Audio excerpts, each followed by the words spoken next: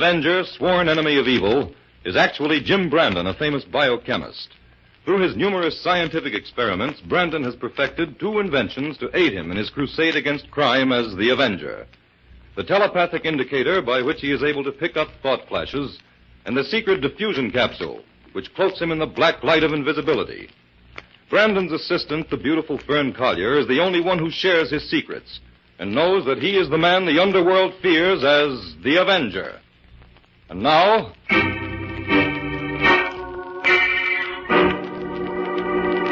The Avenger and the Mystery of the Giant Brain.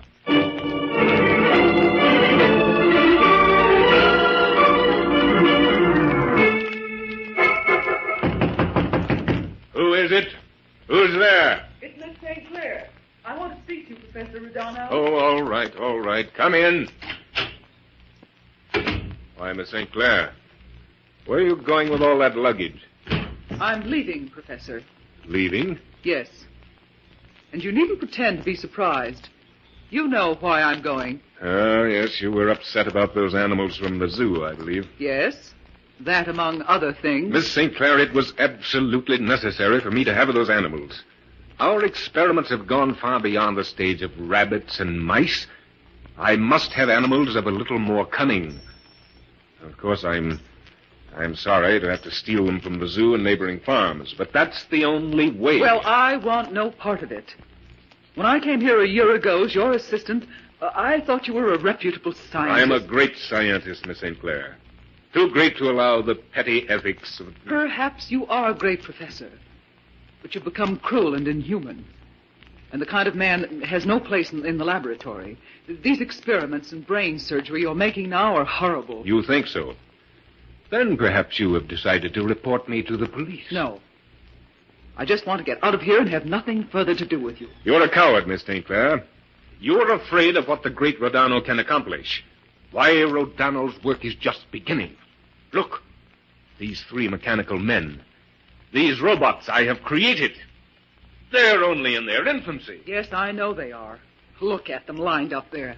3 iron monsters, that's what they are. You hate them because you fear them. In time, my robots will accomplish all that man is too cowardly to attempt. Professor, please don't go on with this. Destroy them now before it's too late. Why, Miss St. Clair? How can you talk like that? You helped perfect them. I didn't understand what you were doing. You will excuse me if I find that hard to believe. It's true. Until a few weeks ago, these robots were merely harmless servants of your will. Created, you assured me, merely to fetch and carry for you. Now you send them out to capture animals for you, in the hope that in time you'll be able to create for them a brain. Exactly. And that time is almost at hand. Just think, Miss St. Clair. Very soon I will no longer have to control those robots as I do now by the magneto-electric batteries I have installed about the house. They will have a mind and intelligence all their own. You're playing with madness and death, Professor. 2 marvelous experiments. Madness and death. I see that there's no point in trying to reason with you. But there is one other thing I'd like to do before I go. Yes? I'd like to know what has happened to Dr. Giles. I told you 2 weeks ago I sent him away on business. I don't believe you. I think he left you just as I'm doing because he wanted nothing further to do with you and your robots. Would you really like to know where Dr. Giles is now? Would you like to see him, Miss St. Clair? What do you mean? Dr. Giles is in my secret basement laboratory. I had to lock him up in a little iron cage down there. Come, I'll show you. No, you are mad. I'm going to the police. I'll have you. Robot 1! Robot 1, stop Miss St. Clair. No, let me go. Professor, please, to make you let me Carry go. her to the basement laboratory, Robot 1. No. You've always been curious about that secret laboratory, Miss St. Clair. Now I'll let you see it. No. Professor, I beg you, let me go. Please, help.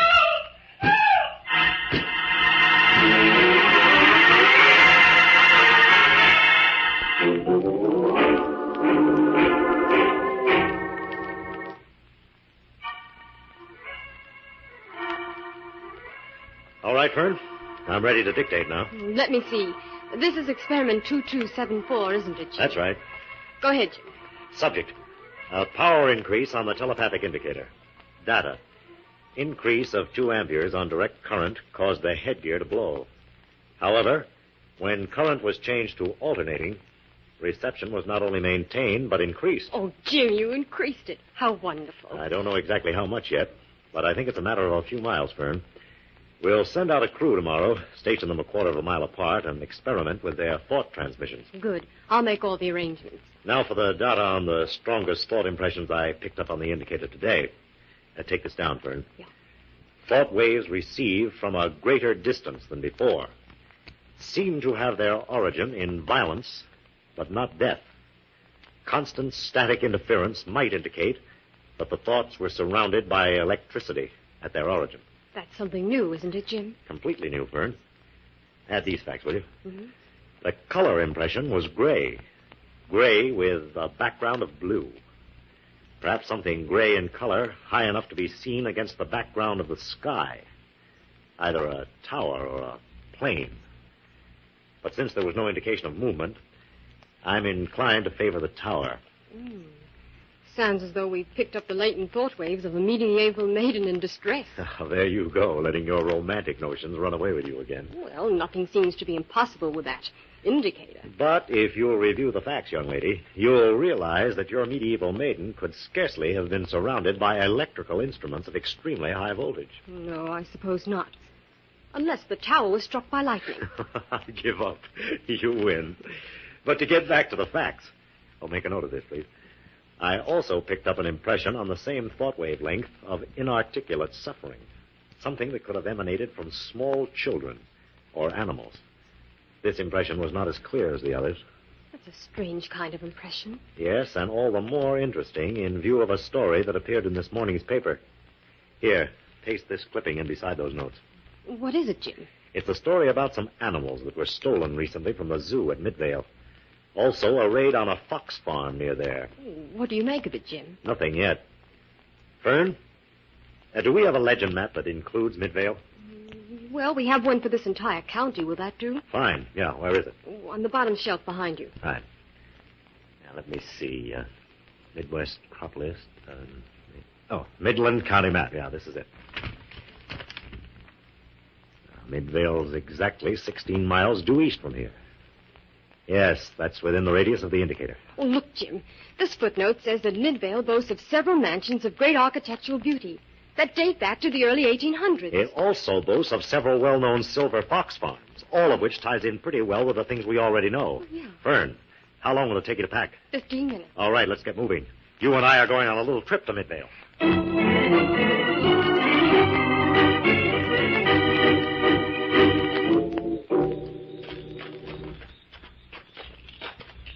Jim, how much farther do you think it is to Mr. Iser's farm? Oh, we should be coming to it soon, Fern. Aren't you enjoying the walk? Yes, only it's farther than I expected. He must have walked at least 2 miles since we left Midvale. Well, it can't be far now. Jim, why are you so anxious to talk with Mr. Iser? Because Joe Iser has reported 4 foxes stolen from his farm within 2 weeks. Oh. And I think he may be able to give us a few leads. Off the record, of course. Mm-hmm. Oh, that must be Iser's barn just ahead there. There's somebody shooting at us, Jim. Fern! Run! Fern, wait. Nobody's shooting at us. Those shots came from behind that barn. Come on. Oh, go ahead, Jim. I can't keep up. Look, there's a man running across the field. I'll stop him. Hey, you. Wait a minute. Stop, I say. No. I didn't do it. Stop running or I'll bring you down. No. They say I killed him. But I didn't. No, stop, I tell you. I didn't kill him. Let me go. I didn't do it, I tell you. Now, take it easy. I didn't say you killed anybody, but I couldn't let you run away. Sorry I had to knock you down. I was in the barn. I saw it all. But I didn't kill him. Kill who? Joe Iser. Oh, you got him, Jim. Thank heaven. The big man did it. The big man. Come on, show us where Iser is. Come this way. Here. Back at the barn. Now, suppose you tell me exactly what you saw. Well, Joe caught the big man stealing 2 foxes. Joe shot at him 4 times. But the bullets can't hurt the big man. What in the world is he talking about, Jim? Hanged if I know, Fern. There he is. There's Joe Iser. See? He's dead. I'll have a look. Well, Jim? He's dead, all right. And 4 bullets have been fired from this gun he's holding. We've got to call the police. No, don't call the police. They'll say I did it. I'm going home. No, you're not. You've got a lot of questions to answer. What's your name? Harry Sampler. Just what were you doing here, anyway? And who's this big man you're talking about? Well, I live around the hill there in the shack. I come over here every day to help Joe with the chores, and he gives me food. Yeah? Joe is good to me. I wouldn't kill him. So, today, while you were helping Iser, this big man appeared and stole 2 foxes? Yeah, that's right. Joe started to shoot at him, but the big man walked right through the bullets and hit Joe over the head with his big iron hand. He killed Joe. The big man did. Oh, this is getting us nowhere fast, Fern. I'm going to call the police. Well, I think we'd better. Come on, and show me where Iser's telephone is, Harry. Well, Joe ain't got no phone. What are we going to do, Jim? Well, I've got to stay here and guard the place until the police get here. But how can we get word to them? Yeah, that's the question. I can't trust Harry to go. And it's getting too late for you to go alone. Well, if I hurry, Jim, maybe I can make it into town before dark. No, Fern. There's a killer loose around here somewhere. I think there's a phone over to the Gray Towers, but I wouldn't go in there. Oh? Where's Gray Towers? Right around the bend and up the road a piece. I'll go, Jim. I'm not afraid to go that far. All right. But before you go, take a look at these footprints, Fern. Oh, good heavens. They're monstrous. Yeah, and there are at least 5 feet between the strides. Jim, do you think there could possibly be anything to this poor fellow's story? Well, it's fantastic, of course. But Iser was killed by a blow on the head, all right. He was struck by some kind of blunt instrument. Jim, I don't think we should trust this fellow. Harry, maybe he's not as harmless as he seems. After all, he could have... Don't worry, Fern. I'm not trusting him. I'll keep Harry right here with me until you get back. Now, you run along, but don't lose any time. I'll expect you back here in less than half an hour. Okay, Jim.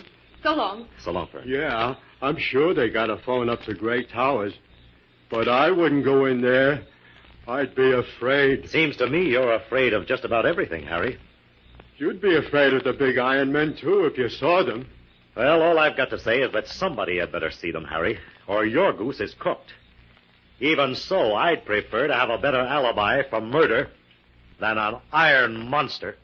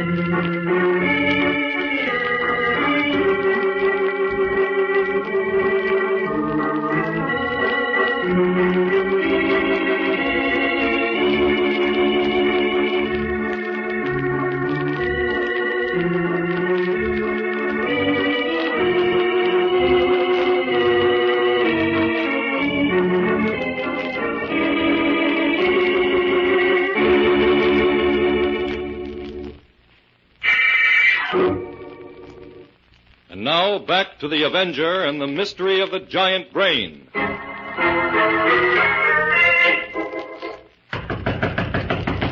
Robot 2, open the door.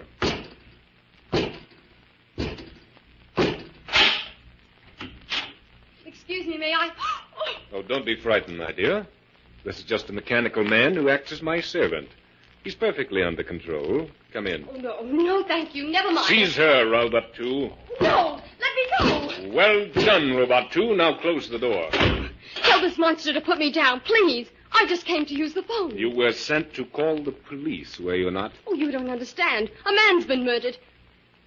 Or perhaps you already knew that. A very unfortunate incident, but that sort of thing is inevitable sometimes. People are stupid. They don't understand the needs of science. Please let me go. I'm expected back in town. No, you are needed here. I'm needed here? What for? I need your brain for my great experiment. You arrived just in time. My brains? Yes. Now I'll have three human brains. Bring her to the secret laboratory, Robot 2. Oh, no. Put me down. Let me go. No use to struggle. The robot has his orders, and he will obey them. Oh, you are a murderer.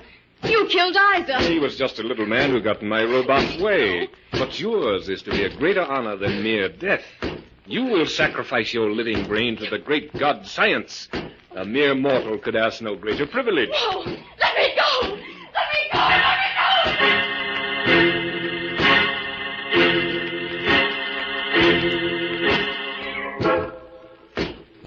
Stand guard, Robot 3. I'll open the cage, Robot 2. You put the beautiful lady inside. Miss St. Clair, Dr. Giles, I've brought you company. Why have you brought this strange girl here, Rodano? To share the fate I have in store for you and Miss St. Clair, my worthy doctor. What are you talking about, Professor? Just what do you intend to do with us? Be patient a little longer, Miss St. Clair. Come out and close the door, Robot 2.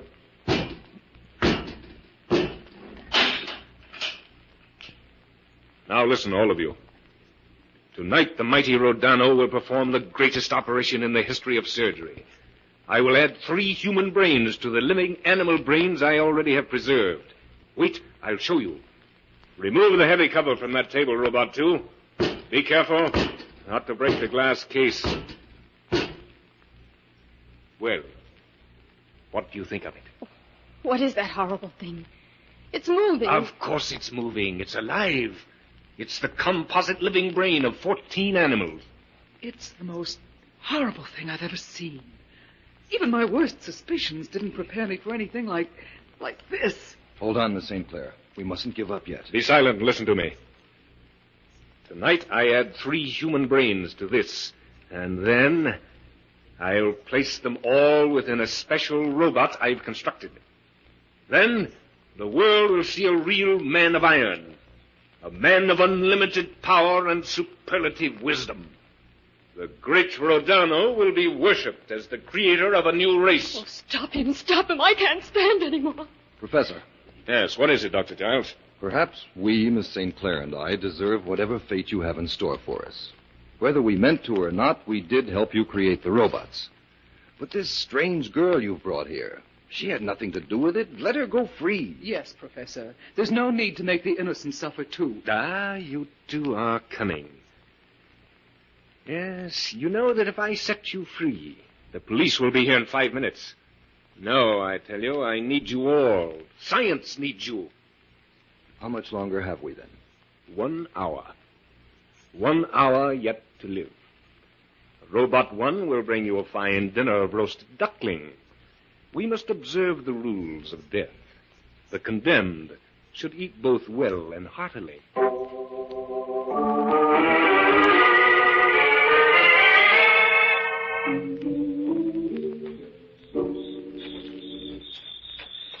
Well, Harry, it was a lucky thing for us that truck happened by so we could get word to the police. The police come mighty fast, didn't they? Yes, and they want to question both of us later, Harry.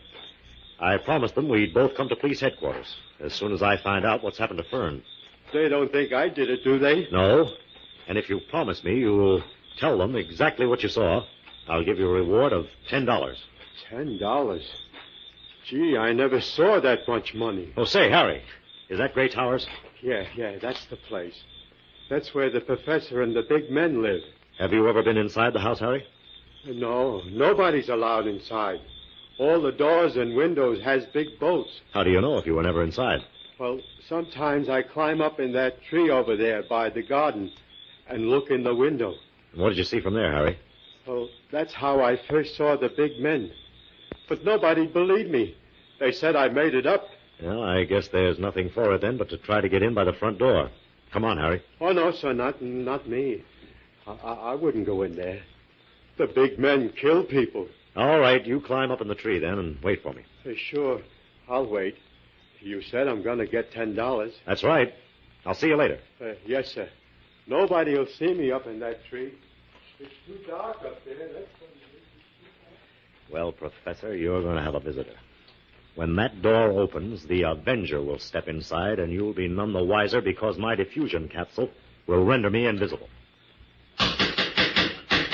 The moment the door is opened, I'll break the capsule and enter.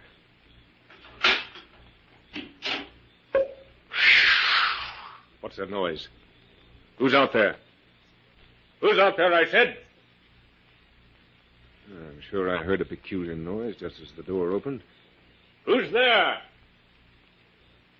Well, it must have gone away, whoever it was. Robot 1, close the door and bolt it. Now follow me, Robot 1. Follow me closely, for in just a few minutes, we begin our great experiment.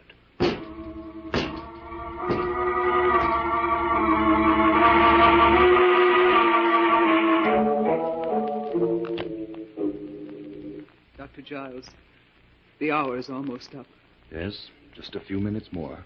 Think of that maniac sending down all this food, as though any of us could touch it. Do you suppose that if we make all the noise we can, somebody might hear us? There's not a chance of that, Miss Collier. This basement is soundproof. Well, we certainly haven't anything to lose. We might as well try it. Here, each one take a tin cup, hit them against the bars as hard as you can. And everybody shout at the same time. We'll say, help, we're in the basement. Ready? Go. Help! We're in the basement! Help! We're in the basement! Help! Listen. It's the robots. It's too late for any help now. Go ahead! Scream your heads off. No one can hear you. Stand guard, robots. I'm going to bring Dr. Giles out of the cage now. You kill him if he tries to get away. Come, Dr. Giles. Place him on the steel table, Robot 2. I'll fasten his hands and feet. Oh, I can't look. He won't feel anything. None of us will. The electricity will stun him instantly. That's the only way the brain can be removed and still remain alive. Oh, don't. Stand aside, robots. There, in a line. That's right. Now you won't be in my way. Every split second counts in this operation. Now we're ready. I'll pull the switch and... No, you don't, Professor. Who spoke? Who's there? It's the Avenger, Professor. Oh, the Avenger. Oh, Miss St. Clair, we're safe. Why, I don't understand. Where is he? Where are you, Avenger? How did you get in here? You can't see me, but I'm here, Professor. Here to see that you're brought to justice. Find him, robots. Find the Avenger and kill him. Kill the Avenger. Find him, robots. Professor. Giles. The Avenger is here to ruin my experiment. Professor, set me free. I'll help you. Yes, Giles, you must help me. I'll set you free. There. Help me, Giles. Help me find the Avenger. We must kill him. He mustn't ruin my experiment. Dr. Giles, be careful. The robots have broken the glass case. The giant brain is free. No, you robot fools. Look what you've done. The brain is moving toward the professor. No, robots, help me. Dr. Giles. Dr. Giles, there's a robot behind you. Move to the corner. Where's the battery that controls these robots? It's over here. I think I can reach it. Giles, help me. Pull this monstrous brain away from me. He's struggling me. Can you reach the battery, Giles? Quick, or these robots will snap us to death. Yes, I've got it now. There.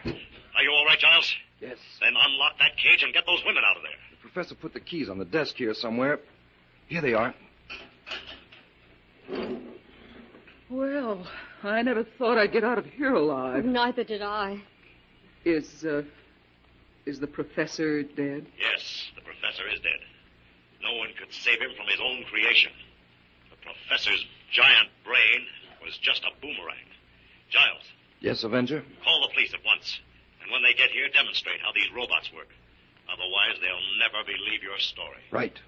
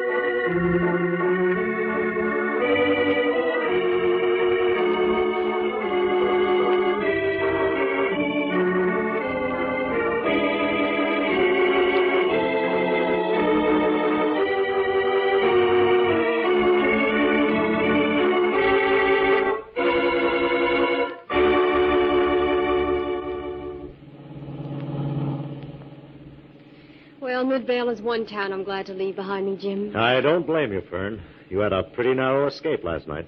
The Avengers saved Dr. Jaw's life by a mere second, Jim. I got there the first moment I could, Fern. When you didn't return to Weiser's place, I naturally became worried. But frankly, I never expected to find anything as fantastic as the professor and his giant brain. Well, we can't say Harry didn't try to warn us. Yes, he certainly did. And for once, the police and everyone else in Midvale will have to admit that the truth in this case was more fantastic than any story poor Harry ever dreamed of. Right. Jim, what will happen to those robots now? Well, they're just so much scrap iron without those control batteries, and the police have confiscated those. What about the giant brain? What will happen to that? It's being removed to the State Research Laboratory, naturally. The brain is dead now. Within 5 minutes of being exposed to the air, it lost all its living properties. That would have been a great disappointment to the professor. Well, I'm glad it's dead. It was the most horrible thing I ever saw. You know, Fern, at one time, Professor Rodano was a well-respected scientist. It's a shame that he went mad and used his genius in the wrong direction. He was mad, all right. Jim, did you know that he sent us a delicious dinner of roast duckling last night just before he came down to kill us? No. And I suppose the thing that's worrying you now is that you didn't eat it. Well, if I'd known how things were going to turn out, I could have done justice to that duckling. Well, don't you worry your pretty head about it, Fern. I'll take you to Carlo's for dinner tonight. Oh, wonderful. I'm sure Carlo's roast duckling is just as good as Rodano's. And he doesn't reserve it for such special occasions.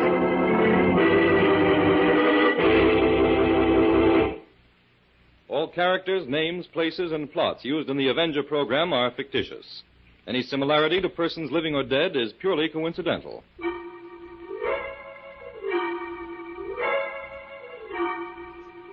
This is a thought, a thought, a thought. Remember, listen for another adventure of The Avenger,